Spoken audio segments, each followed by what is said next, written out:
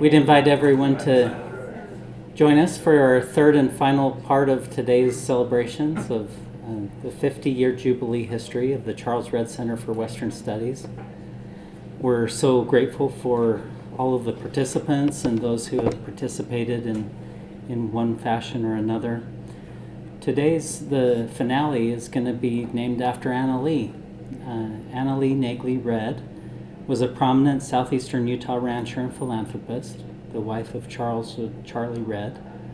Annaley was born in the Mormon colonies in Mexico in 1910. Her family was forced to flee Mexico 2 years later during the Mexican Revolution.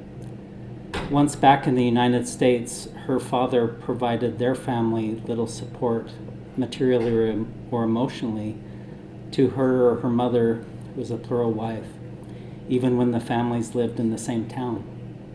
Despite these hardships, Annaley graduated from high school. She was a gifted orator. She was on the basketball team, accomplished in student affairs. She completed a normal school education degree at Brigham Young University, and then went to teach school at LaSalle, Utah, where she met and married Charlie. She worked as a partner in Charlie's cattle company, including the duties of cook, storekeeper, and secretary.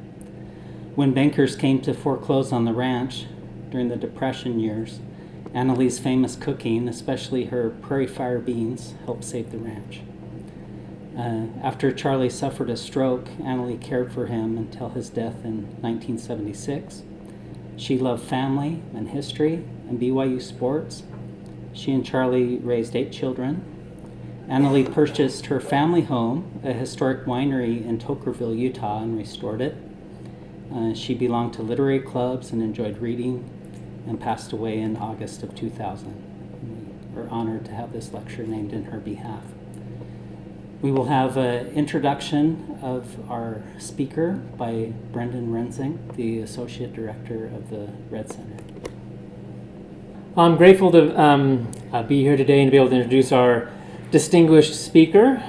Gregory E. Smoak is Associate Professor in the Department of History up the road at the University of Utah. I am pretty sure we're allowed to have University of Utah faculty on campus. Mostly blue tie on. Yeah. I have no personal problems with it, but if some in the room do, I ask you to please behave. Dr. Smoak is in the history department there. He's also the director of the American West Center. He is the author of a number of books and edited volumes, articles, all the things that historians do. His 2006 book, Ghost Dances and Identity, Prophetic Religion, and American Indian Ethnogenesis in the 19th Century, was published by the University of California Press. And he has a forthcoming book with the University of Oklahoma Press entitled A Public Environmental History of the Little Bighorn Battlefield. He is deeply engaged in the field of public history, which is something unique and different that not all historians dabble in, but that all historians should be engaged in.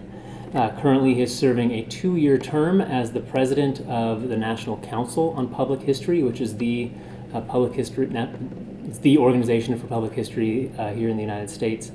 And he's also quite active in promoting public history at the Western History Association and many other places. We're very grateful that he made the trip down here to BYU campus to join us, and please join me in welcoming him. That's great.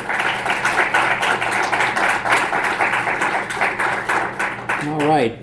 I want to first of all thank Jay and Brendan for the kind and the generous introduction. I want to thank the Redd family and the Center Board for hosting me here this evening. I was truly honored to be asked to deliver tonight's Annaley Naegle Redd lecture, particularly because this year is in celebration of the 50th anniversary of the Charles Redd Center for Western Studies. I can say quite honestly that the Redd Center is not just a jewel for Brigham Young University, but it's a treasure for Utah, the Intermountain West, and the entire Western history community. You just have to attend a Western History Association meeting to see that, to see the impact of this center on scholarship in the American West. Over the past half century, the Red Center has supported scholars through grants, awards, and fellowships. It's worked to preserve the histories of local communities through oral history, and it's funded publications and public programs that enrich the lives of our community members. The center truly is a shining example of what can be achieved when the Academy looks beyond its campus and seeks to make humanities scholarship meaningful for the public. Now, on a personal note, it's also fun to come down and do this lecture because I get to see so many of my friends in a month other than October. Now, see, some of the folks here laughed, but well, some people you might need explanation. In October, besides the baseball playoffs, there's the Western History Association meeting. And many times I have been on the same plane with Tom Alexander flying to the WHA meeting. So our paths are going to cross at the meeting, or most often in airports, even on the way to the meeting, or on the Portland T, the light rail going from the airport to the hotel this last October. So it's nice to see everyone here at another time of the year. And I'd say, as I'll make clear over the course of my talk, I'll talk about people a lot. And when you're doing public history and public humanities, when you're running a Western Studies Center, it's the people that really matter. And the people of the Red Center over the past half century have set a very high standard. And finally, it's also particularly gratifying to be asked to speak on this occasion because the Red Center has been a valued partner and collaborator with the center that I run, the American West Center at the University of Utah. When the American West Center celebrated its 50th anniversary 8 years ago, in September of 2014, the Red Center was a generous sponsor. The symposium that we hosted drew over 80 publicly engaged scholars and practitioners, which included tribal government officials, state and federal historians, independent scholars, historic consultants, as well as some, ne'er-do-well university faculty.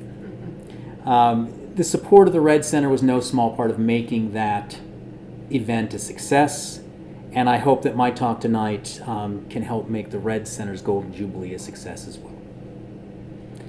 So, let's see if this works. Now, I firmly believe it's always good practice to talk about something that you know. And in this world, we always run into people who'd like to talk about lots of things that they don't know about. But I think something that I have gotten to know pretty well over the past 3 decades is publicly engaged scholarship and regional studies centers. I first visited the American West Center that I direct shortly after I arrived to begin my PhD program at the University of Utah in the fall of 1987. I first started working there in June of 1988. Right? It quickly became my intellectual home, and my association with the center is now stretched for over 34 years. And it's no exaggeration to say it's been a fundamental part in shaping my career. Indeed, I would say it gave me my career. And while I'll ground my talk in the histories of the American West Center and the Charles Redd Center, my intention tonight is not to provide you with a comprehensive history of either center. Indeed, in at least 2 sessions earlier today, you heard about the history of the Redd Center from the folks who made it. And I can't do better than that.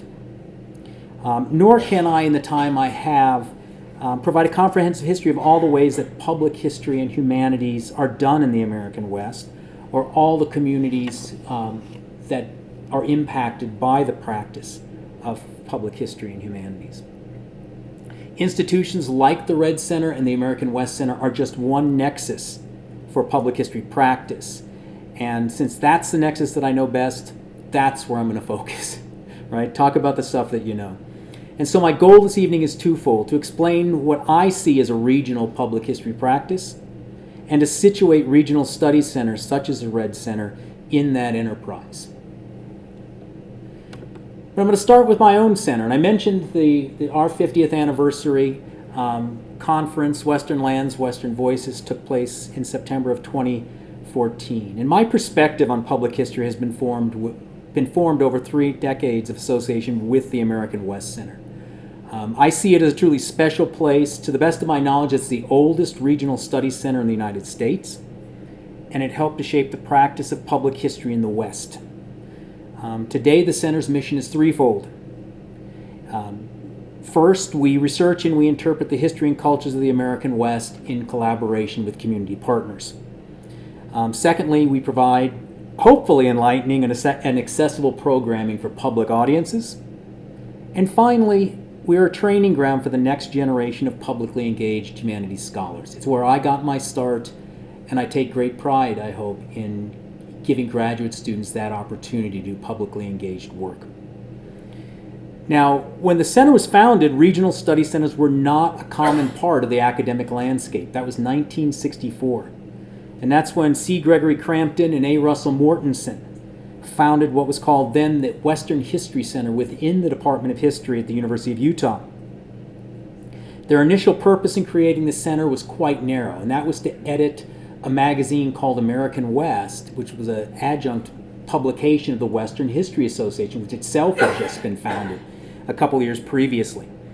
The cooperative venture proved to be short-lived, and the center might have been short-lived if not for a substantial grant from the tobacco heiress Doris Duke. Doris Duke made a grant to 7 different universities, including the University of Utah, to record the oral histories and traditions of Native peoples. Right? And at the University of Utah, the Duke grant was handled by the American West Center. And in carrying out that project, the Duke Oral History Project transformed the American West Center in 3 crucial ways. First, it oriented the center towards direct engagement with Native communities. Beyond collecting oral histories, the center's staff would go on to subsequently document tribal land and water claims. That's a lot of the work that I did as a graduate student and still continue to do. Treaty rights, helped to build tribal archives, produce curricular materials for K through 12 schools, and co-authored over 24 tribal histories. While it has never been the singular focus of the center, projects with and for Western tribes remain at the core of the center's existence to the present day. Secondly, the center became a leader in the field of oral history. Following on the heels of the Duke Project, a diverse range of oral history initiatives recorded and preserved the stories of Utah's ethnic communities, and here I mean Latinx, African American, Japanese, Greek, and Italian Americans, veterans, a long-standing veterans oral history project that stretches from World War II to more recent conflicts in Iraq and Afghanistan, oral histories of outdoor recreation, the University of Utah, and even Great Salt Lake, to name just a few. And of course, oral history has been a big part of the Red Center's activities, and I'll talk about that in a little bit. In addition to dedicated oral history projects, the methodology was also essential for many of the center's other projects, especially those with Native peoples, focused on developing curriculum or documenting traditional land and water use practices. Finally, it was through the Doris Duke oral histories that Floyd O'Neill, who more than any other individual shaped the culture and achievements of the American West Center, came to the center. And Floyd was my mentor. I got to spend 31 years of my life with him. I treasured all of those years. He epitomized what I said earlier, that centers thrive when people, place, and passion, the passion for making humanities mean something for people, come together. And I think that's also a theme here at the Charles Redd Center. Many of you in the room knew Floyd. He was a Utah original. He was born in the Uinta Basin on July 14, 1927, and spent his early childhood on the UNO reservation. Ute kids were his schoolmates and earliest friends, and throughout the course of his life, Floyd maintained those friendships, which became intergenerational. And I have to say that I benefited from those relationships. I mean, people that I know on the Ute reservation today are descendants of people that Floyd and his family were friends with. And I was introduced to them, and I know them, and I treasure their friendship to this day. Although he didn't know it at the time, Floyd's childhood and his enduring ties to Ute people became the basis for his life's work.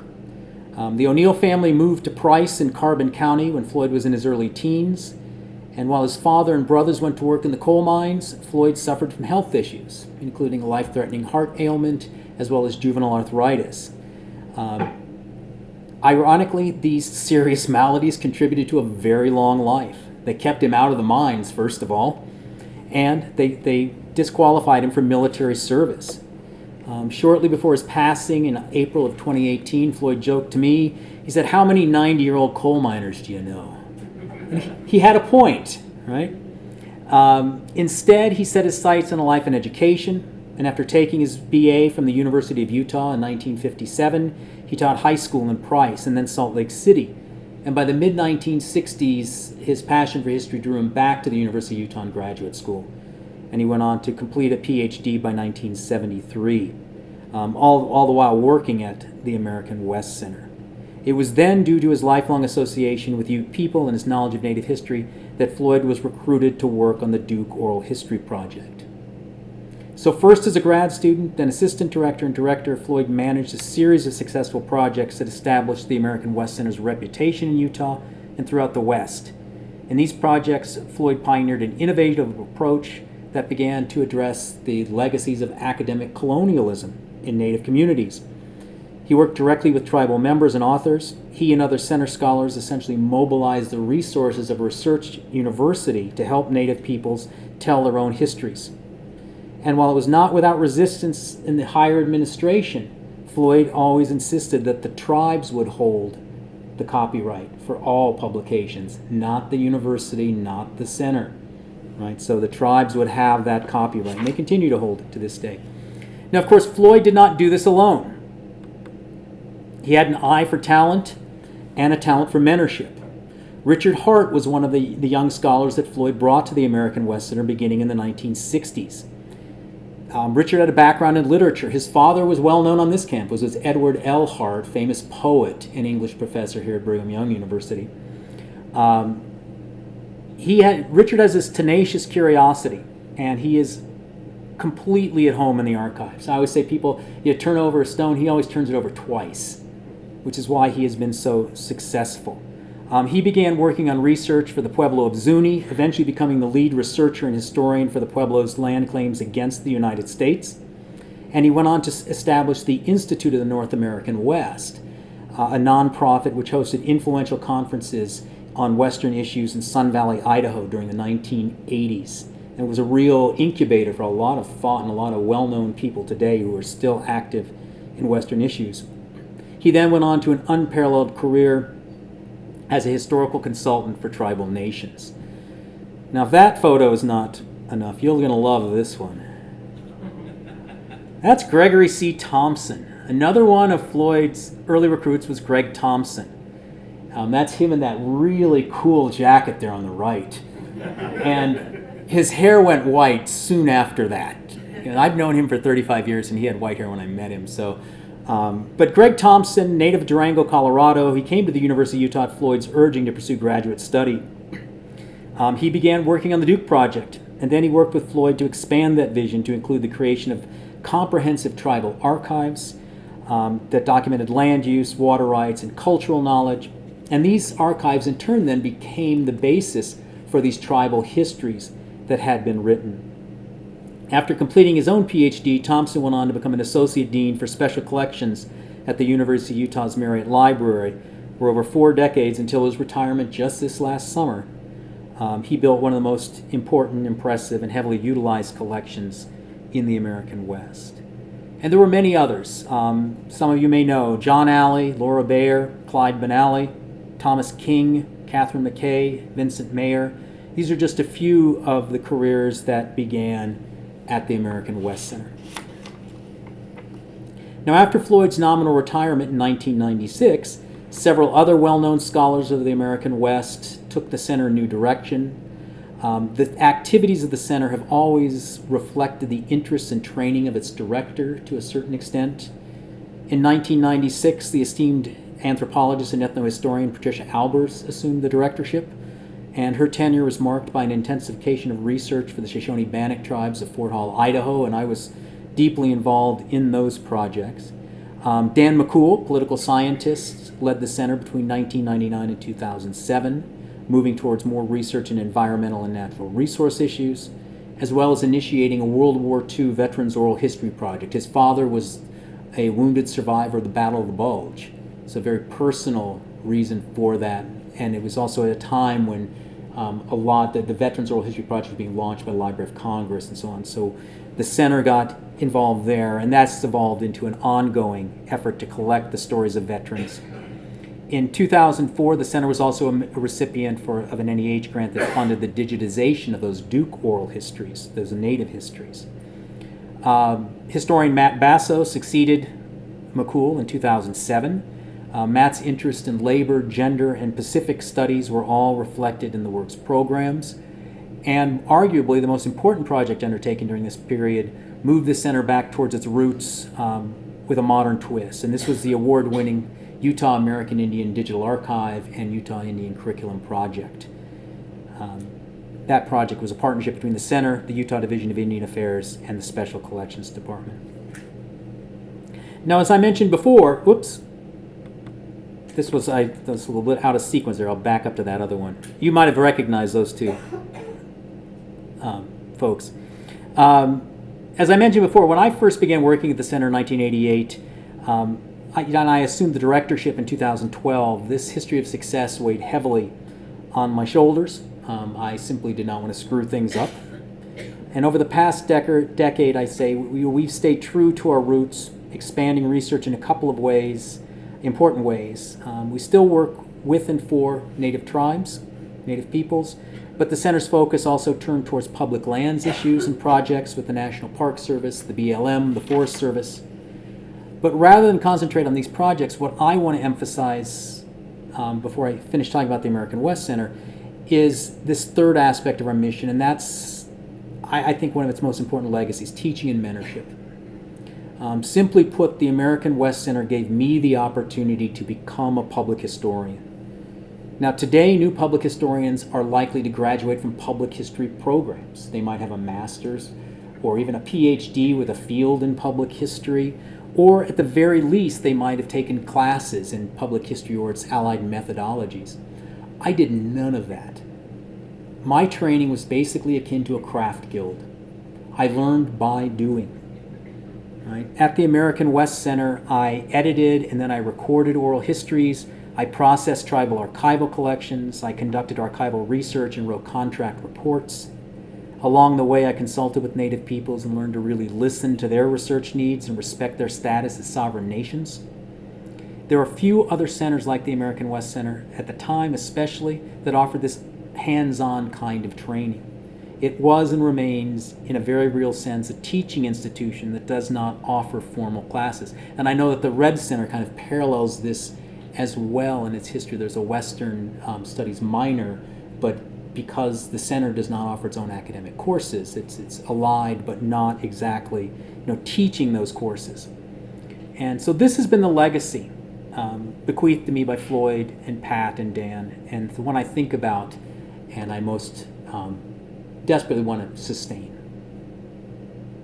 Now, the success of the American West Center also proved to be, I went in the wrong direction. There's the direction I want to go. Also proved to be a model for several other regional studies centers, including those founded by two of the West's most revered historians. As a new assistant professor, Patricia Nelson Limerick made her way to those Sun Valley conferences I mentioned, the ones that were put together by Richard Hart. It's there she met Western history luminaries like Alvin Josephi and William Getzman. She witnessed the immediate impact of discussion between scholars, government officials, and corporate leaders, something she still does to this day. She still engineers to this day in Boulder, Colorado. And she was introduced to the work of Western Studies centers. And from this seed sprouted the Center of the American West at the University of Colorado, which Patty co-founded with Charles Wilkinson in 1986. Today, Patty remains one of the most influential public historians and intellectuals in the American West and a vocal advocate for the power of applied history. Now, Richard White joined the faculty of the University of Utah in 1985. He quickly formed a lasting friendship with Floyd and credited the American West Center with shaping his understanding of public history. During his subsequent tenure at the University of Washington, he became more deeply engaged in applied historical research, acting as an expert witness for Puget Sound tribes, famous cases involving shellfish, access to shellfish beds, and treaty rights. When he moved to Stanford University in 1999, he went on to co-found the Bill Lane Center for the American West. The Lane Center, which enjoys a substantial endowment, endowed funding is operated as an interdisciplinary Western Studies Center with strengths in journalism, policy, and history. So now you have a biography of, and I'm going to get this to go the right way here. There we go. Now I'm right where I'm supposed to be. That one slide was out of order. Now that you have a brief biography of the American West Center, let's talk about the Charles Redd Center and its place and its contributions as a center of the West. There are many parallels between the American West Center and the Redd Center, but there are also some really important differences that have allowed the Redd Center to have, I think, a much greater impact in the Western history community than the American West Center has been able to achieve. Again, I cannot provide the same kind of biography you've got of the Redd Center earlier today, but I would like to highlight some key moments and especially some important people. As with the American West Center, the Redd Center has thrived because of the vision of dedicated people. And I keep coming back to that, right? The success and the longevity of centers like the like the American West Center or the Redd Center depends upon the passion and the commitment of the people who make up the center.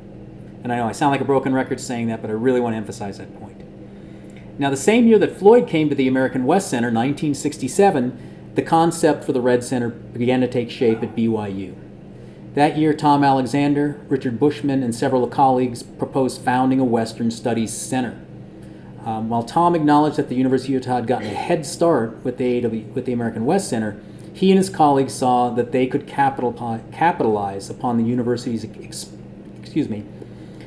should be having a drink of water, the university's impressive faculty strength, a very deep bench, if you will, in Western history, right? And this could position the center as a leader in the field. The plans took a few years to develop, but by 1971, Charles and Annaley Redd had determined to make the initial donation of $500,000 to establish the Charles Redd Center for Western Studies, as well as the Lemuel Hardison Redd Jr. Chair in Western American History. And that endowment and the growth of that endowment over the years marks one of the most important differences between the American West Center and the Redd Center. While funding was not always a given at the Redd Center, subsequent donations from the extended Redd family, as well as the generosity of the Butler, Peters, Embry, Dixon, and Taylor families has allowed the Redd Center, and I hope I didn't leave anybody off of that list. I might have made a major faux pas there by leaving someone off, and I certainly don't intend to do that, has allowed the Redd Center to extend its reach and to support scholarship in the American West in ways that are simply not possible for a center like my own that survives based on contracts and grants. Right? Money comes in, we pay graduate students, we do this work, but we don't have that endowment. Right? It's not an exaggeration to say that the Redd Center's donors have helped, their generosity has helped to establish the center as one of the most important benefactors of scholarship and teaching in the American West. Right? And as a publicly engaged scholar of the American West, I say thank you. Now, with the initial funding in place for the center and for the chair, the university worked to recruit Leonard J. Arrington as the first Redd Chair and first director of the center. Arrington, as an economist by training, was a faculty member at Utah State University. He was a prolific scholar, and he was a towering figure, not just in Utah and LDS history, but in Western history more generally. He was a founding member of the Western History Association, and he served as the organization's 7th president, I think back in 1968-69. Right, so he was there from the beginning. Subsequently, he served as president of both the Agricultural History Society as well as the Pacific Coast branch of the American Historical Association. So it kind of tells you about his stature in the history profession. Now, before he could move to Provo to assume his new role at Brigham Young University, however, he agreed to accept a joint appointment as church historian for the LDS Church. And while he focused upon this role primarily as church historian in Salt Lake City, therefore, the need arose for an administrator at BYU to handle the day-to-day business of the center. And that's where Tom Alexander stepped in as the initial associate director of the Redd Center in 1973. I hope I'm getting these days right. Tom's sitting right there. And 72. See, I was wrong. It's always bad when you're talking about something and they're sitting right in the audience and they know better. I made that joke. I like to talk about things I know about. Now I'm talking about Tom and he's sitting right there. Now, as I'm sure most of you in the room know, Tom is a revered figure in Western history in his own right. He is also a prolific scholar. He's working on another book right now. He is, among other things, a pioneer in the field of LDS environmental history. He still serves as parliamentarian of the WHA. And in preparing for this talk, I had to chuckle when I saw that Tom had retired in 2004. You could have fooled me. Right? Just this past October at the WHA in Portland, there was a session devoted to honoring his career. And that's not bad for a retiree, for someone who's been retired for almost 2 decades. So he stays incredibly busy. Together, Arrington and Alexander charted the early course of the Red Center. For one thing, first they determined to set the center apart by focusing on the Intermountain West first. And then they also chose to define the center not as a history center, but as a Western Studies Center, to embrace the larger goal of regional studies that could incorporate history, art, literature, popular culture, even the applied sciences like range science. And then Tom succeeded Leonard Arrington as the Red Center's director, a position he held until 1992. Now, in these early years, the Red Center also embraced oral history. With the appointment of Gary Shumway to the BYU faculty, oral history became a course here, a course of study. The growing practice of oral history reflected the social history movement of the 1960s and 70s and was also a crucial component of the work done at the American West Center, obviously. Oral history, simply put, allows scholars to recover and to document the lived experiences of peoples and communities that don't necessarily leave behind the kind of archival sources that historians have long depended on. It's also oral history that brought Jessie Embry to the Red Center. She had taken Shumway's oral history course, and in 1979, Jessie succeeded John Bluth as director of the oral history program, subsequently serving as assistant and then associate center director as well. Now, over the past half century, the Red Center's oral history program has conducted over 24 projects on diverse topics, ranging from sports and politics to the lived experiences of LDS minority communities. There's a rogues gallery, right? This is kind of the site you'd see at an October Western History Association meeting, because you see the badges right there. Since Tom stepped down as Red Center director in 1992, a series of smart and dedicated scholars have led the center, including folklorist William Burt Wilson, English professor Edward Geary, and historian Brian Cannon. Brian's 5 terms and 15 years means he directed the center longer than anyone else in its history. And to celebrate, he's went on to become now the chair of the history department, going into a second term. So can you say glutton for punishment? During Brian's tenure, the center's support for scholarship throughout the West increased with expanded awards and support for programming. And since 2018, Jay Buckley has directed the center, and in that time, the reach and impact of the center has only increased. At the same time, Associate Director Brendan Rensink, young whippersnapper that he is, has pursued innovative digital projects, including Intermountain Histories, as well as his podcast, Writing Westward. So suffice to say that the Charles Red Center has been in good hands throughout its history, and it remains so as it enters its second half century. Now, in the last half century, the last 58 years since the founding of the American West Center, regional study centers have become increasingly common. Today, there are over a dozen centers devoted to the study of the West or subregions of the West alone. All in all, centers of the West, I think, get along very well. And this gives you an idea of when these centers were founded. In 2013, I had the opportunity to attend a meeting of regional study centers in Charleston, South Carolina. And I think, Brian, were you at that as well? Yeah, so this was hosted by Bob Brinkmeyer and the Southern Studies Center at the University of South Carolina. It took place in Charleston. And I was actually shocked to discover that the Western Studies Centers were actually older than the Southern Centers. I had assumed that somehow that would have been, Ole Miss would have founded one in 1890 or something. But no, that's not the way it worked, right? You can see that the three oldest centers are all in the American West. And Mississippi established its Center for Southern Culture in 1975. Now, all in all, I would say that we get along, the centers of the West get along very well. And this is due in part to the fact that we approach our shared missions in different ways. But also because we all share a commitment to increasing the relevance of humanities scholarship for the peoples and communities of the West. And as I see it, the centers of the West, writ largely, are engaged in one or more of three sets of activities. Some have focused on applied scholarship. They essentially carry out research for community partners and clients through grants and contracts. That's a lot of what I do. That's a lot of what the American West Center has done. But so does Patty Limerick at the Center of the American West at CU Boulder. And it is the central focus of Colorado State's Public Lands History Center, which really focuses on work with land management bureaucracies. The second area where regional studies centers make an impact is through public programming. Lecture series, film series, exhibit development, hosting traveling exhibits. These are just some of the ways in which regional studies centers engage public audiences. All regional studies centers, including the Red Center, obviously engage in public programming to some extent. And finally, the third set of activities where regional studies centers impact humanities is through acting as incubators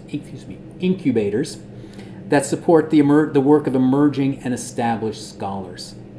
Grants and fellowships to support research and awards that recognize the best in scholarship are included here. I looked up when I walked into the room this afternoon and I saw Dave Beck from the University of Montana. What's Dave doing here? Well, of course, he's got a fellowship from the Red Center, right? That's the kind of reach that I'm talking about, right? Where scholars get that support to complete new research projects. That's why that endowment, that funding is so critical. Publications of regional journals or monographs, of which the Red Center has done many, is part of that. Some centers are tied to journals like Great Plains Quarterly and the Center for Great Plains Studies, which I think Jake must have worked at when he was at Nebraska. The Pacific Northwest Quarterly is tied to the Center for Pacific Northwest Studies at the University of Washington, and so on. Right? It's centers like SMU's Clements Center, though, as well as the Charles Red Center, that really are among the leaders in supporting new scholarship in the American West.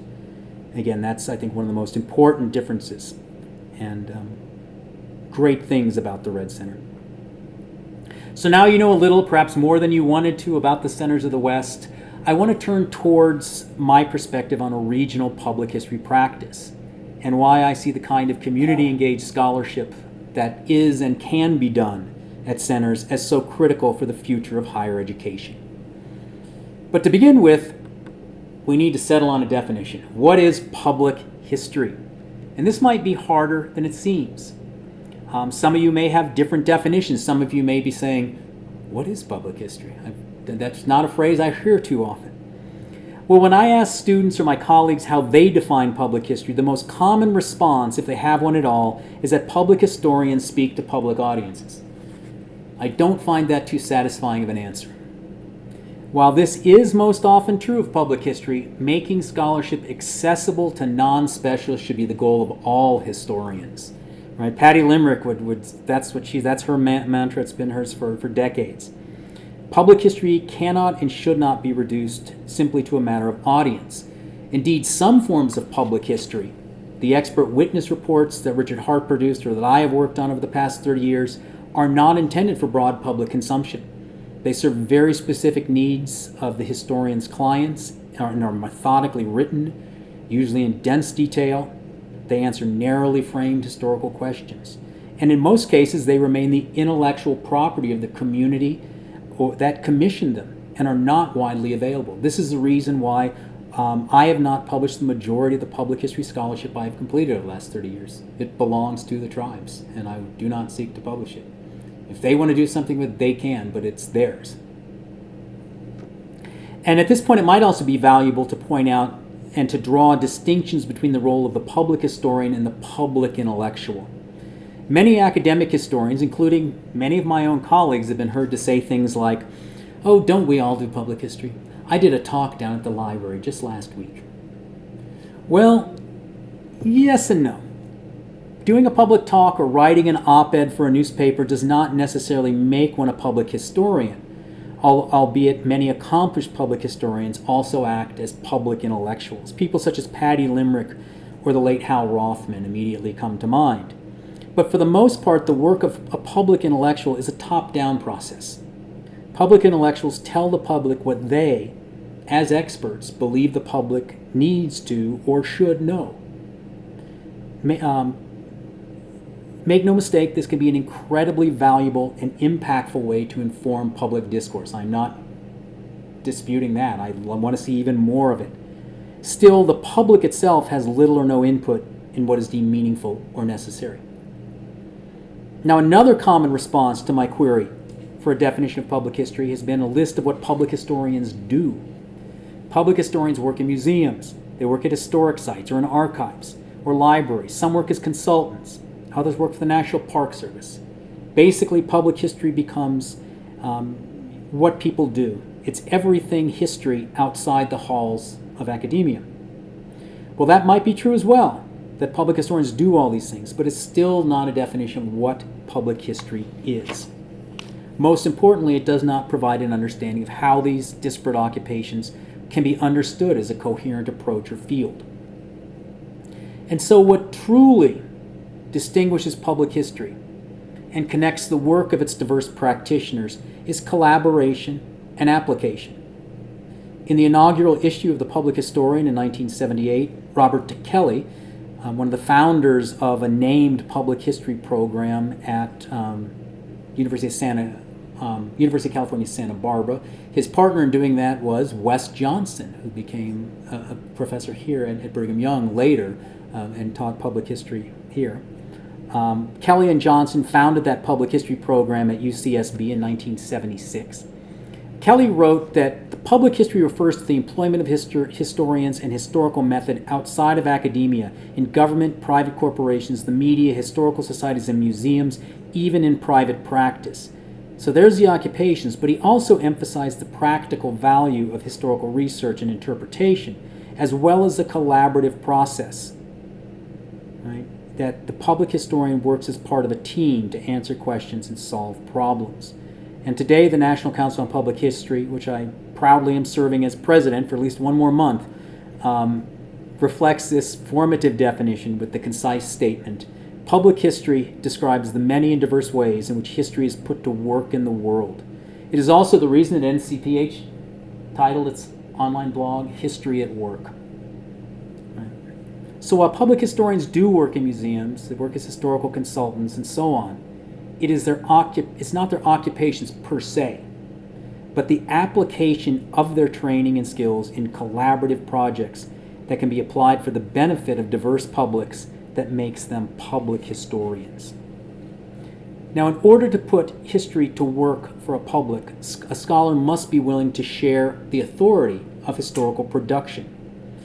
The concept of shared authority has been central to public history theory since Michael Frisch coined the term some 30 years ago. Now, sharing authority does not mean ignoring professional responsibility or ceding methodological rigor. Public historians are first and foremost historians. Like all professional historians, they are bound by the discipline's core ethical and methodological principles. Sharing authority, however, demands that public historians begin by listening to the public, allowing the public, as Robert Kelly asserted so long ago, to ask the first, most basic and essential questions. Beyond this initial stage, public history ideally entails a reflective practice that requires the historian to consciously assess their actions and assumptions and understand their impact on the process. Done right, collaborations between historians and community partners or clients helps to empower communities, inform public decision-making, protect heritage resources, and address the needs of public audiences. So that's a long definition of public history. Just being clear on that topic. It may be different than the way you may think of that field. How then does region intersect with public history? So if public historians everywhere employ common methodologies and approaches, the topics, issues, and questions they address and as scholars, can vary widely and are usually intertwined with place. A sense of place depends upon historical and emotional attachments that, as historian David Glassberg has argued, are inextricably linked to individual and community identities and their understandings of the past. For this reason, public history is most often a place-based enterprise that seeks to answer questions vital to local communities and to individual clients. The details matter, and public history can be intensely local. Yet localities and local histories do not exist in vacuums. They are linked by larger processes and narratives that can enrich understandings of the local. And if a historian were to ignore these broader issues and forces, they would be doing a disservice to the very communities and clients they purport to serve. Now, because regions are defined by some combination of historical, cultural, and physiographic factors, regionalism is also a place-based approach, and it can help organize our understanding of the issues and themes that define regional public histories. And of course, regions are debatable. If people looking at this map saying, what is that? This is just one of, if you ever want to waste a few hours, do a Google search for regions of the United States and hit images and see how many different crazy variations and subregions there are. This one has, I said I wasn't going to use the pointer, but I am. Oops, that's not what I wanted to do. It's the very top of the circle. Oh, very top circle. Pure Texas essence. I'm not quite sure what that means, right? Now, a useful example to understand this link between region and public history, I think, is found in Southern history. In an overly and purposely reductionist terms, and as a child of the South myself, the South is the region defined historically and culturally by the institution of slavery and its legacies. All right, that's my definition. Make no mistake, slavery was a national institution, and grappling with its meanings and effects remains an ongoing national struggle. You don't have to look any farther than this campus and the BYU Slavery Project, right, that the Charles Redd Center has been part of. Right? So I'm not suggesting that this is not a national issue, nor do I suggest that the South cannot have fuzzy boundaries. I mean, take Texas. No, please, take Texas. I love making jokes about Texas. My Texans in my class don't so much, but you gotta laugh. Seriously though, is Texas Southern or Western or pure essence? I don't know, right? Moreover, the South has been shaped by the same processes of conquest and national expansion that are fundamental in defining the West, which include the removal of native people, the erasures of their histories. Nonetheless, it's the peculiar institution, the meaning of the Civil War, and the centrality of race in daily life that defines Southern history. As a result, the same themes dominate Southern public history. Controversies over the removal of Confederate monuments and memorials are simply the most visible manifestation of the battle over a dominant regional narrative. From addressing the causes of the Civil War at historic battlefields to ghost tours in Southern cities and on historic plantations, public historians in the South must constantly engage the histories of oppression, racial inequity, and violence that attend a region built upon the enslavement of human beings. It is not generally easy or pleasant, but it is necessary work. It is, to borrow the subtitle of James and Lois Horton's great anthology on public history and slavery, the tough stuff of American memory. Now, as in the South, distinctive aspects of the region's history and culture shape the work of public historians in the West. But unlike the South, the West has lacked a singular dominant narrative thread. This has become painfully evident to the poor students who are enrolled in my graduate seminar on the American West right now at the University of Utah. Right? I have run them through various competing frameworks for understanding the West, from the process-driven definition of Frederick Jackson Turner's frontier thesis to the place-based focus of the new Western historians, to the complex multicultural meeting grounds of the borderlands, historians have never completely seen eye to eye on what defines the West, or indeed, where the West is. Instead of a dominant narrative, then, a series of related and often interwoven themes animate Western public history.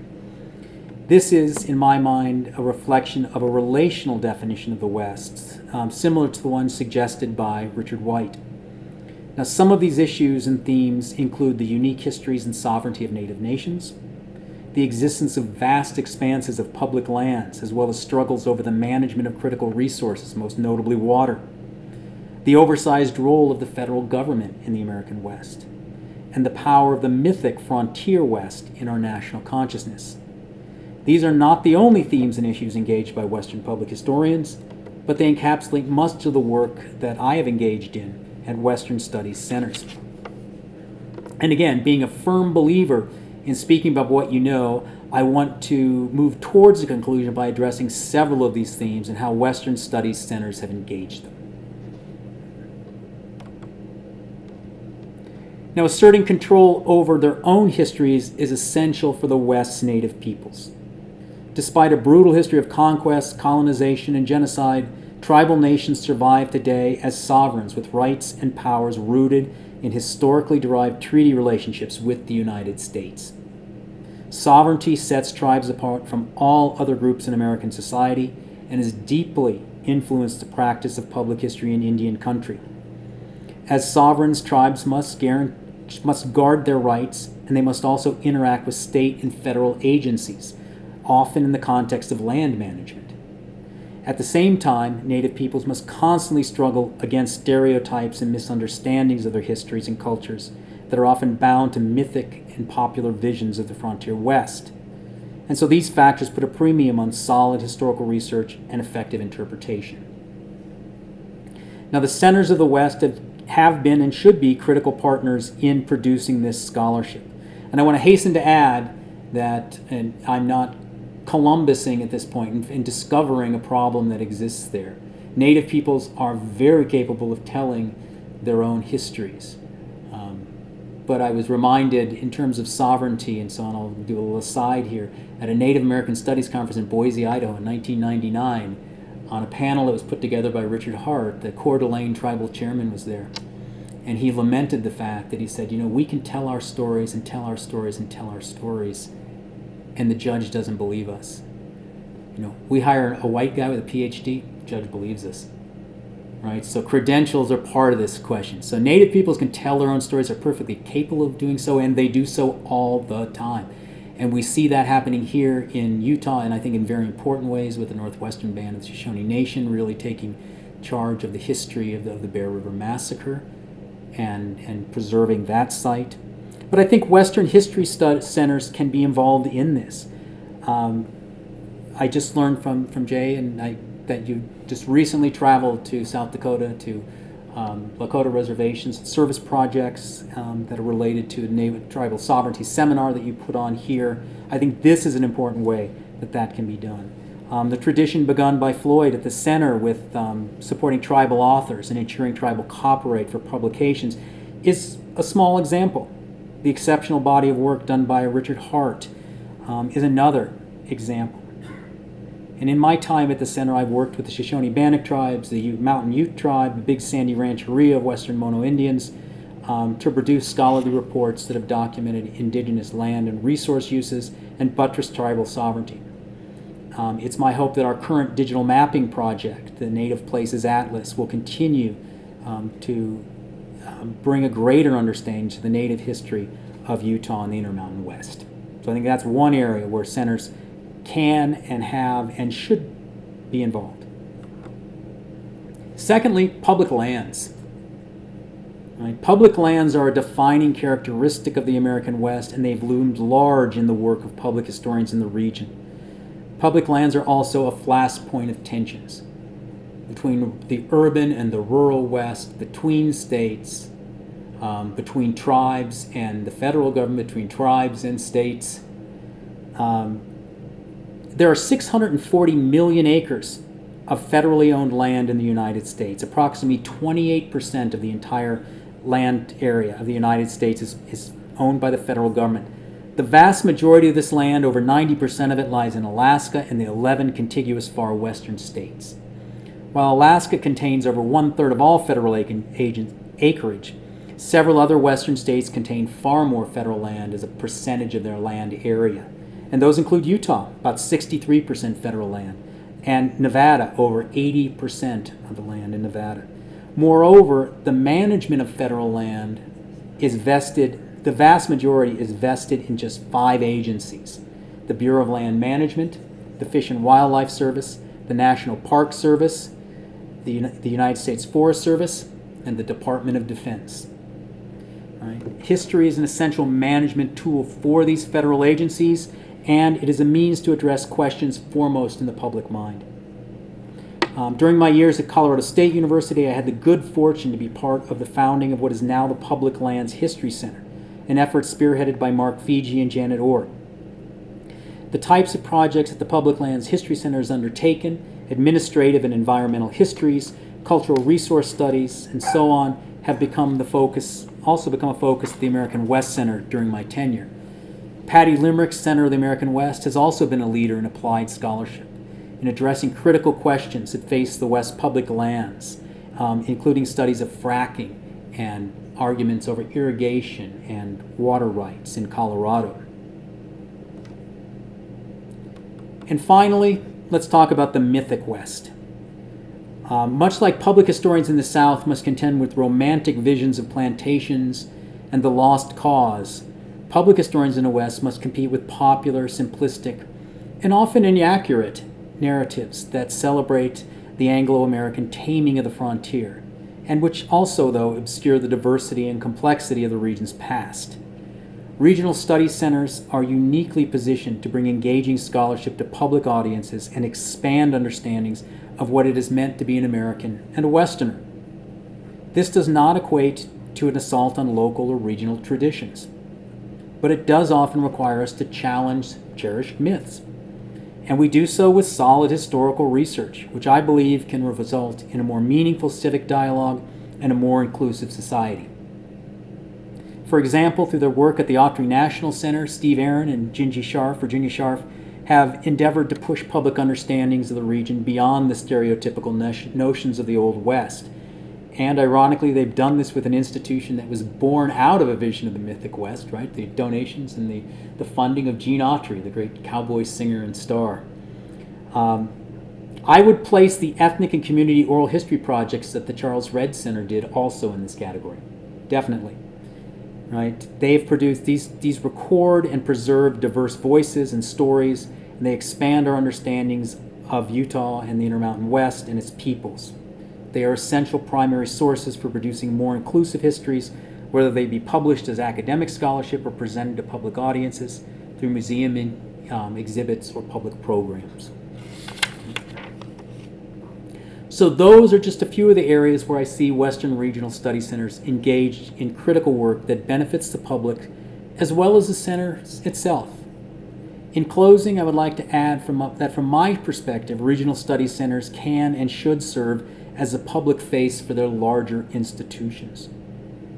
While our communities might appreciate or even revere the work done at universities, our institutions can also be perceived as distant, off-putting ivory towers.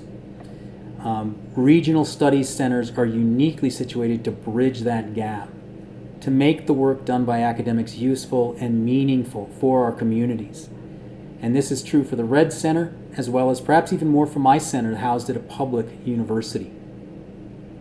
And so I hope this talk has been helpful for you in thinking about the place and the role of Western Studies centers.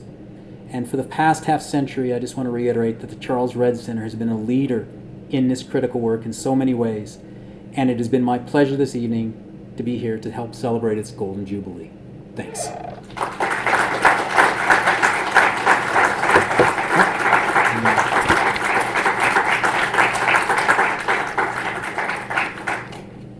Entertain some questions. Sure.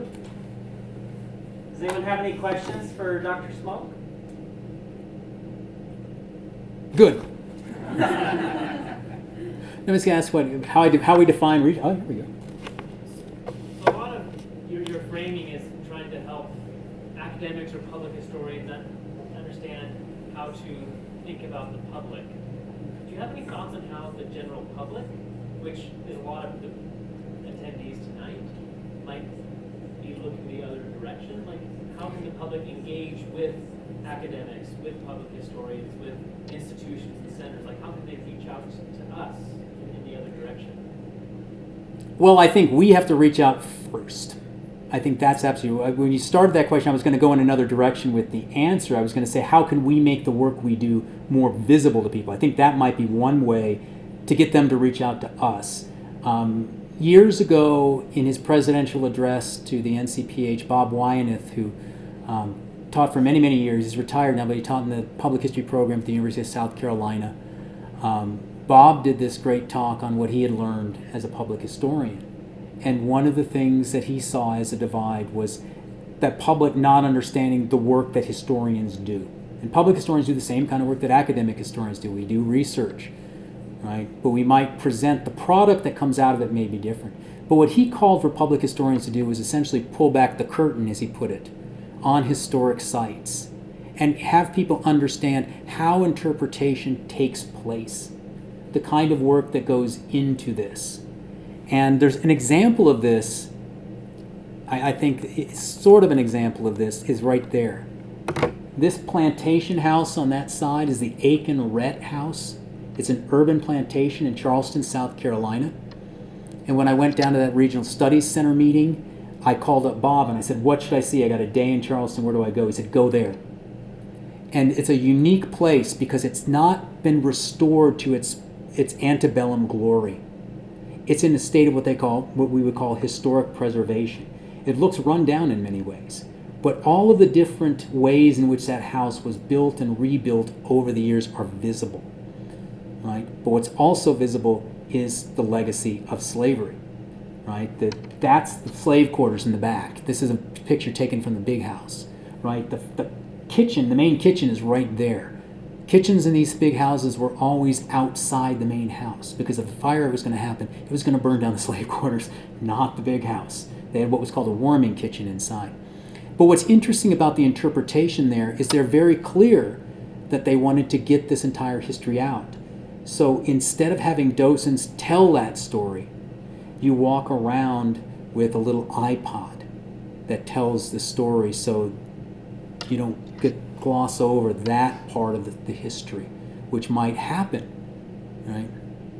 But they're very clear about why they do this, and it kind of pulls back the curtain on that interpretation. And I think, the other half of that is how do we get people to reach out to us? I think public programs, I think being open like that is part of it, but we have to reach out first. And I have to say that universities are often not good at that. And I'll bite the hand that feeds me. The University of Utah hasn't done a great job with that over the years. Part of it is being a Research One university and having that kind of those kinds of aspirations. Things have changed more recently, and I hope they continue to change. But it's often state schools that have outreach as a component of their mission, like Colorado State or Utah State, where you see this much more. And I think people feel more, rural kids, native kids are often more attracted to go to schools like that because they feel more at home. And I think it may be that we need to build that tradition in a place like Utah. So.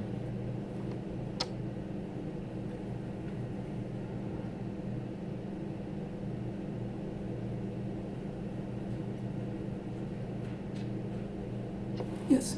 You mentioned that a lot of your research is not published. And I don't know how regular that is in the space of public history. Is that challenging amidst your peers? Is that common amongst those in public history? Because, again, I only have an undergraduate degree, but I was told it was all published. It is, yes. And so that has been something that I guess has hindered my career. So it depends on who I work for. Right? So when I work for a tribe, that scholarship belongs to the tribe. So I've written, 1,000+ pages of material for the Shoshone Bannock tribes at Fort Hall, Idaho. None of that has ever been published. I did a water history for this big sandy rancheria of western Mono-Indians, a very small native community in the foothills of the Sierra just above Fresno, California. That's theirs. I did a bunch of oral histories with them as well. Those all belong to the tribe. On the other hand, projects I've done for the Park Service can be published. My environmental history I did of the Little Bighorn Battlefield is under contract to the University of Oklahoma Press. I'm just trying to find the time to actually revise it. I did a project recently for Pipe Spring National Monument. Little tiny, many people may know the place. It's in extreme northern Arizona, not too far from Kanab, near Fredonia, within the Kaibab Reservation. It was the site of Windsor Castle, this fort that was built by the Mormon settlers on the Arizona Strip. But it was also the site of a raid in 1866 by Navajo people, and it's linked to the Long Walk. And while the park has a lot of work with the Paiute tribe, they wanted to get the Navajo side of the story. So I was able to do this project that worked with the Park Service and with the Navajo Nation. That's a public document, so I can publish from that. And again, something I seek to do sometime soon. So it depends on who does this kind of work. And the Park Service will be very clear with tribes during tribal consulting meetings, which I've sat in on a lot of, right, that the Park Service people will say, don't tell us anything you do not want out there, because we cannot guarantee that it won't be out there, because this is public document, basically. But with that project, I had the good fortune to work directly with the Navajo Nation Historic Preservation Department and work on a permit from them to do these interviews. All of the material I gathered went to the Park Service, but an entire copy of everything went to the Navajo Nation as well, to their library in Window Rock. So how available is all this work you do? It's gotten better, because I mean, if somebody wanted to do research or whatever, are those things available to them? much better than they used to be, right? So most parks will post these documents online now. So this is called gray literature. That's the phrase that's used to talk about reports that have been produced but are not published by a publisher, and they often exist only in a few research libraries. And there's an enormous amount of work, especially on Native history and culture, that has been done over the years for compliance, for cultural resource management issues and relicensing of dams and water projects and stuff. Very difficult to find. Much of this done in the 60s, 70s, 80s. Now, because of the internet and because of the digitization of so many things, those kind of documents are increasingly available. A lot of the documents that were done at the American West Center we have completely digitized now and made available. And so it's getting better, but it still can be difficult, especially some of the older things that are out there.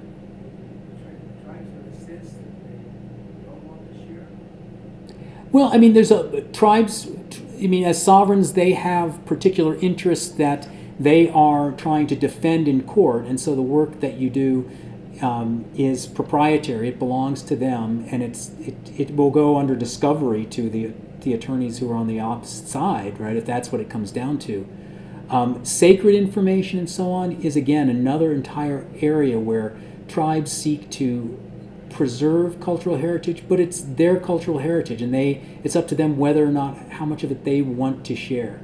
And so, for instance, we are doing this mapping project at the American West Center right now, where it's a digital map and it's layered with place names. And so you can look and see what would be, what is the Ute name for the Provo River, right? What is the Shoshone name for Bear River? And those things are all on there.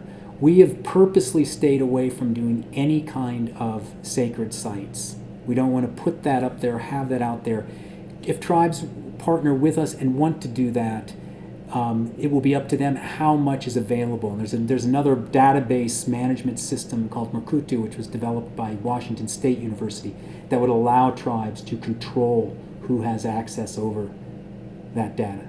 Right? So we want to make it a more inclusive history, but we also don't want to make it a roadmap for despoliation or for people to go and misuse those resources. How much have they traditionally?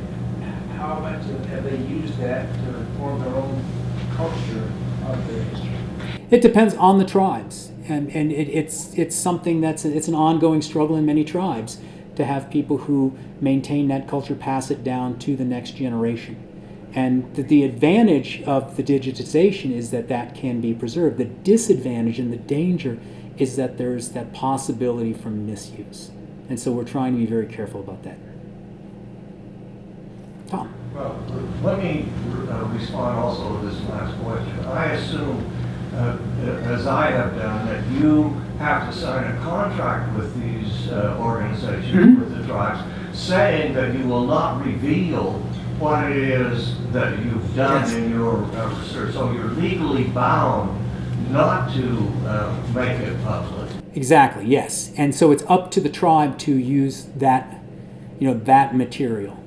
And their attorneys are their advocates, so they'll make the argument from the material. The reports that we do, and this kind of work that Tom has done with water and so on, you, as Richard White would say, you need to deliver the news, right? You need to tell them both everything you can find about that topic and not necessarily be an advocate, but give them the best historical research possible. Because, if you get into these adversarial situations over water, over tribal hunting and fishing, the other side's going to send experts out there too. And, it does you do your client, your community you work for, the tribe you work for, a major disservice if you did not tell them about evidence that might seem counter to their arguments. They must know everything. You're setting them up for a fall. I can tell you horror stories about the state of Idaho versus the Coeur d'Alene tribe, which Richard Hart worked on that case, and the witness for the state of Idaho did the state no benefit by covering stuff up, and I'll leave it at that for now. It's just a really shocking situation. But yes, exactly. Well, I had another question. Okay. Has your center attempted to build an endowment, that is, to get people to donate large sums of money? How about the Spencer F. Eccles Center? Yeah, I know. It could be the Spencer F. Eccles Center. You could get me in trouble here, Tom. I mean, he's donated so much. I know. That's true. And that's my great regret after 10 years at the American West Center and doing all of these projects. Is the one thing I do regret is not. I've been trying to do this for a long time, but I think that endowment would make the difference. It would also mean long-term sustainability for the center. And you mentioned the Eccles. The Eccles also support the Bill Lane Center at Stanford University. Spence does that? I believe they support they endowed the directorship there because I believe Hope Eccles is a Stanford grad, and so there's a link there. So there's a family link there. But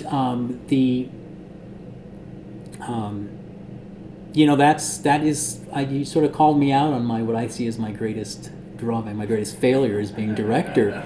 I'm serious about that. I mean, I love the center. I've been there for over 3 decades associated with it.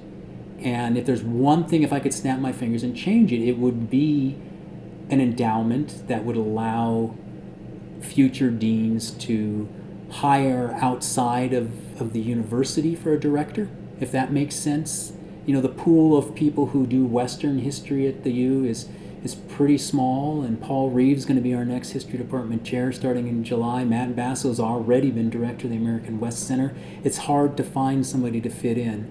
Other humanities departments have not been focused on the West as much in English and the English literature, and so then they don't really do that. So it's finding someone else to be the director has been a tough sell.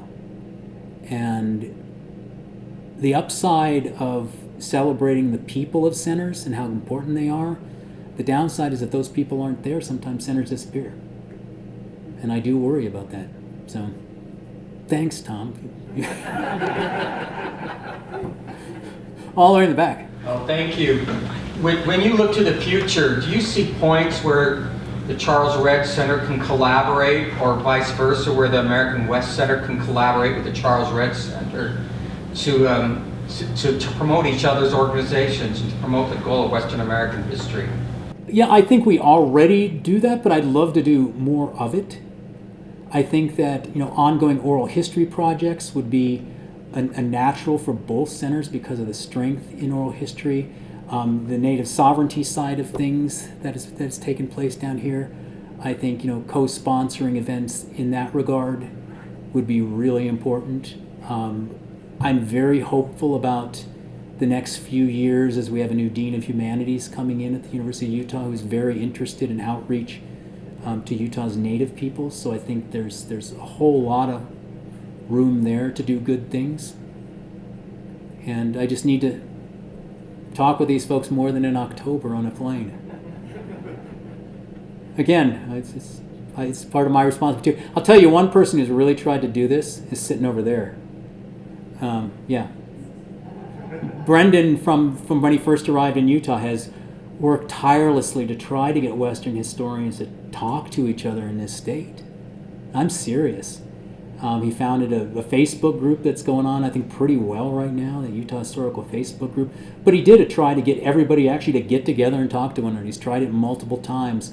And everyone has said sort of, and this is, I'm not talking about just me or Utah, I'm talking about Utah State and Weber and so on. It's like people get busy and then they say, oh, that's a great idea, and they never get around to it. But we really should get around to it. And that could be, I think, a very fruitful collaboration if we actually could get. There's a lot of people in this state who are really good and do Western history. So let's give them a round of applause. Thank you.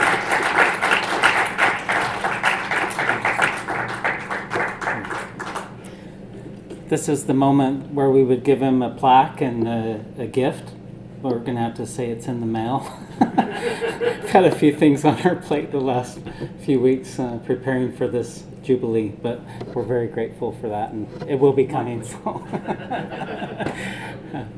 thank you all for joining us for this Jubilee celebration. Please travel safely, and we look forward to seeing you again soon.